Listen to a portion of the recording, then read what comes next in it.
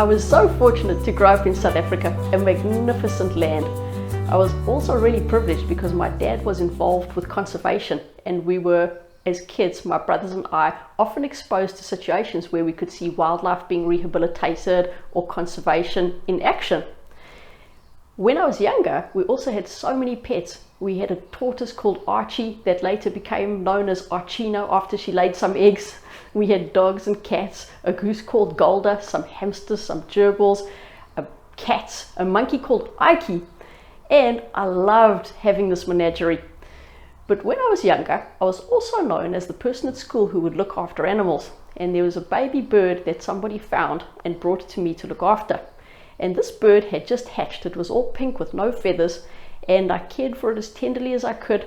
And for that first night, I put it in a little box and kept it nice and warm, thinking that it was unlikely to survive the night. But the next morning, this little bird lifted its head, chirped and demanded some food, and I fed it, and it grew feathers, and then I could identify this bird as a beautiful little bulbul, very delightful little character, and I called it Guts. Not only because it was ravenous with food and loved to eat the mulberries that I'd show it and the little flies off the wall, but for another reason too.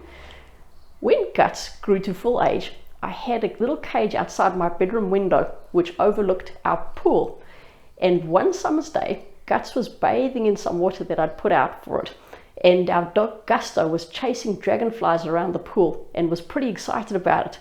Now Guts flew off for flight, but unfortunately Guts's feathers were a little bit wet, and instead of being able to take off, Guts plummeted, and in Gusto's excitement with the dragonflies, Gusto grabbed onto Guts, and Guts's guts hung out, and poor Guts died in my hands as I rushed out to help poor Guts. We planted Guts in the garden, and a beautiful mulberry tree grew. But I knew that when I grew up, I wanted to work with animals, and if I felt helpless and didn't know what I could do to help them, that would be no good. So I knew that my first step would be to learn to be a vet, and I've never looked back.